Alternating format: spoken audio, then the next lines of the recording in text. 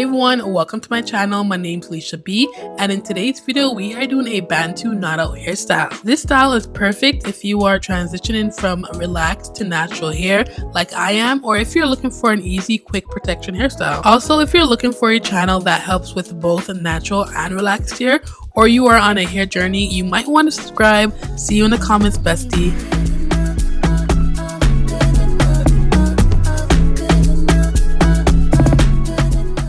If you're new here, welcome. To catch you all up, you're probably thinking, I thought this girl was relaxed.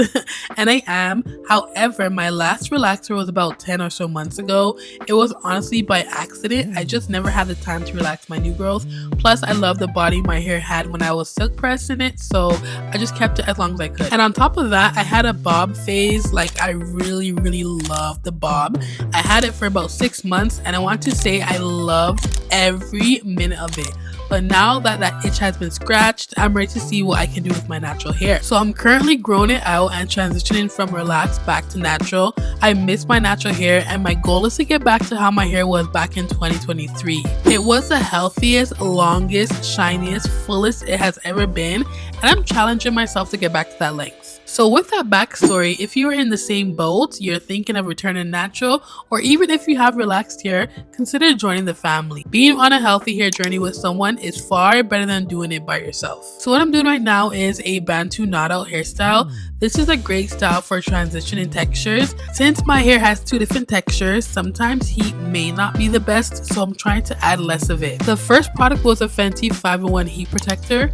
I love this product because the scent it gives off after adding heat, whether it be a blow dryer or a flat iron, it lingers and it masks the burning smell of your tools that it may give off. And it's also lightweight, which is perfect for your silk presses. The next product I used was the hairstyle 5-in-1 leave-in spray. It helps with the detangling of my hair, especially at the line of demarcation. For those of you who don't know what that is, it's the part of your hair where the natural part meets the relaxed part.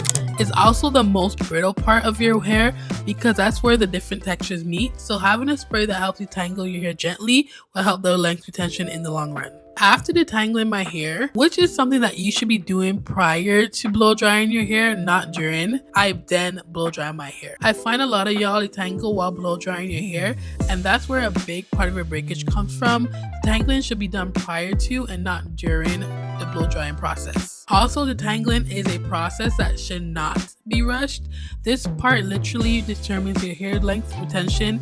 If you find you can't grow your hair past a certain length, see how you're detangling your hair and what products you are using to help you with it. If you want a separate video about detangling, I can definitely make it, but let me know down in the comments below. Now, the key to having a great Bantu knotout is not fully drying your hair. From the many years I've been doing this style, the best knoutouts is when my hair is about 80% dry. This will give you a tighter curl and will help make it last a little bit longer, and also your sectioning will depend on how much volume you want as well.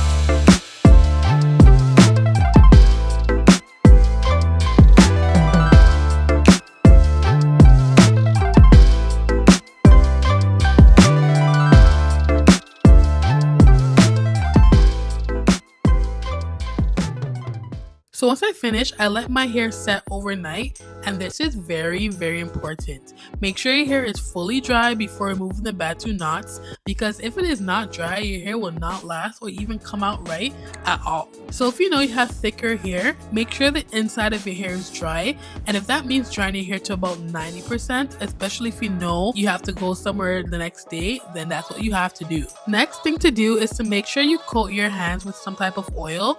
That will help with the frizz in the takedown process. When taking down the Bantu knots, your hair should naturally separate if you detangle it thoroughly. So just let your hair naturally separate instead of breaking the curl, and this will cause less frizz and more definition.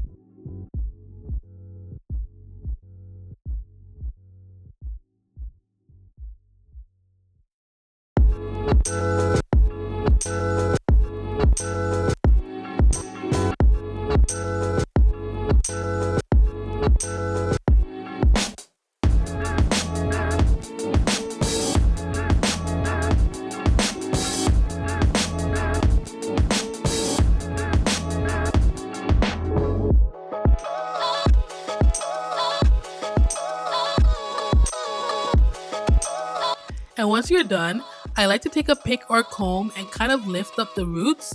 This will give you some added volume and height to the hairstyle. It also honestly brings it to life in my opinion than making it stay flat.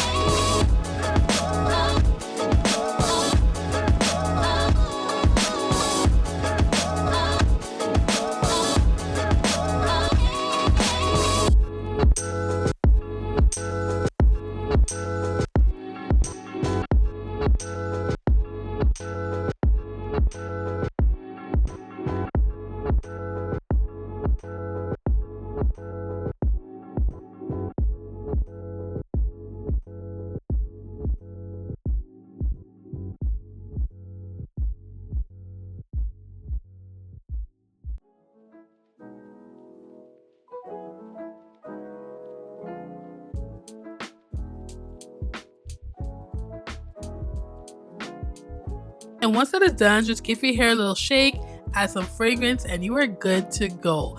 This is such a good hairstyle for transitioning hair, and it helps blend the two textures together without it looking really crazy. And if you enjoyed this video, don't forget to hit the thumbs up button. It also pushes out my videos to others like ourselves who may need the help. And if you have subscribed, thank you. And if you have not, don't forget to. Thank you all for watching. I'll see you in another video. Bye.